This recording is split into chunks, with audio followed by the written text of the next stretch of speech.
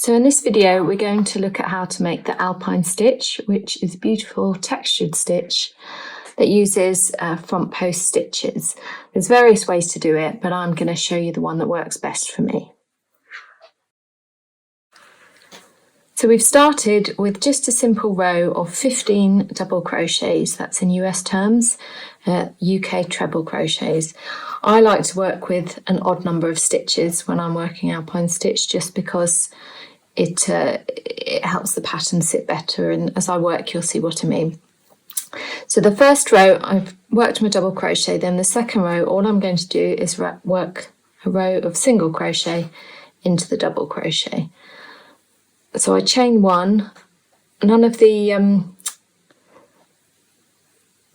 turning chains are going to count as stitches, so I'm going to do a chain one turning chain for the single crochet rows, and then I'm going to do a chain two turning chain for the double crochet rows. So I'm just going to quickly work a single crochet in each of these stitches to the end.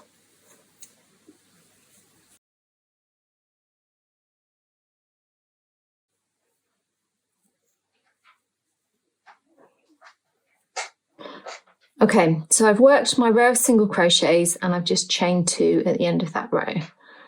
And I'm going to turn, and in the first stitch I'm going to work a normal double crochet. So that's under, yarn over, pull up a loop, yarn over, pull through two, yarn over, pull through two. So that corresponds to this stitch in the first row. Now the next stitch I'm going to work as a front post stitch, and I'm going to work around the post of this stitch, which is going to pull the stitch forward. I'm going to work a front post treble. You can work this with front post doubles, but I think it makes the fabric ruche a little, so it depends what you're working on, but I work it with the treble. So I've yarned over twice. I'm going to insert my hook so that the post of the stitch is in front of my hook, into the front post. I'm going to pull through a loop, yarn over and pull through two, yarn over and pull through two, and yarn over and pull through two, which is like a normal US treble crochet. And in the next stitch I'm going to work a normal double crochet. So I'm going to miss, you can see that's the top of the stitch I've just worked around, so I'm going to work it in this stitch there. Then I'm going to alternate again, and I'm going to skip that one, and I'm going to work behind that post. So yarn over twice. So you're just going to work alternating double crochet and then a front post treble crochet. So there's my double again. And then I'm going to work a treble in that. So I'm just going to repeat that right to the end of the row.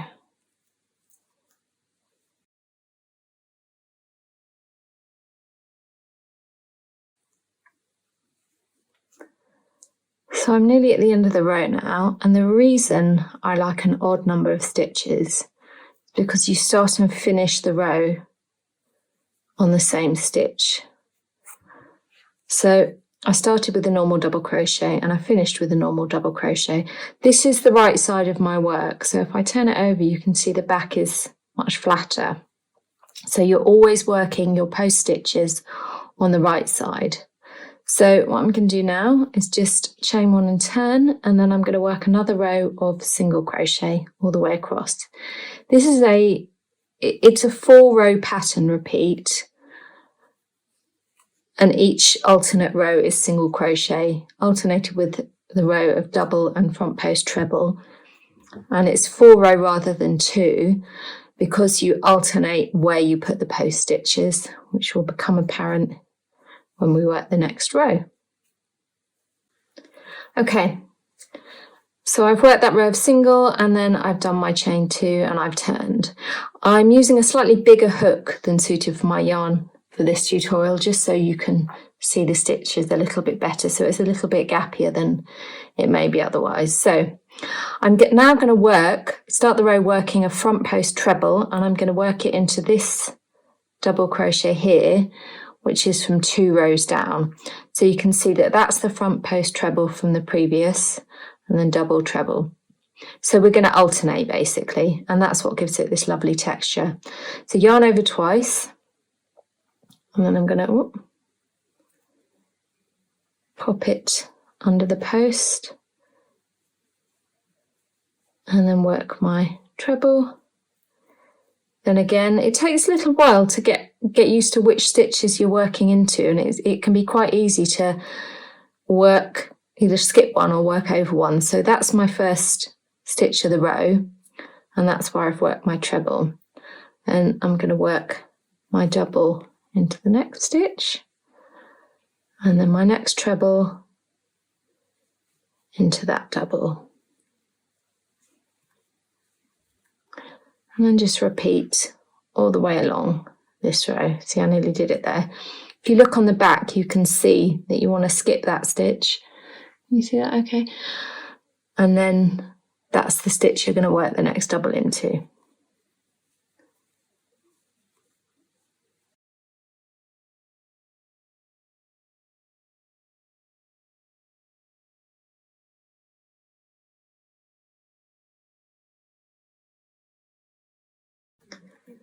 So this is the bit that can get a little bit fiddly. When you're working a front post into that last stitch of the row, it can look a little bit gappy, but normally once you've worked a few rows, it kind of works out okay. So I'm just going to work another row of single crochet, which will complete my full row pattern repeat.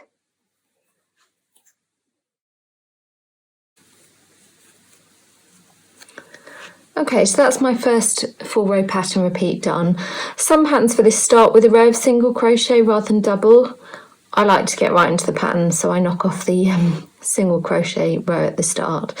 What I'm going to do now is I'm just going to work a few more repeats, just so you can see what it looks like on a larger scale. So I'm going to start with a double crochet this time, and then work the front post into the double. So you're always working the double crochet into the front post treble and the front post treble into the double, and that just basically pulls that stitch forward, and that's where this lovely texture comes from.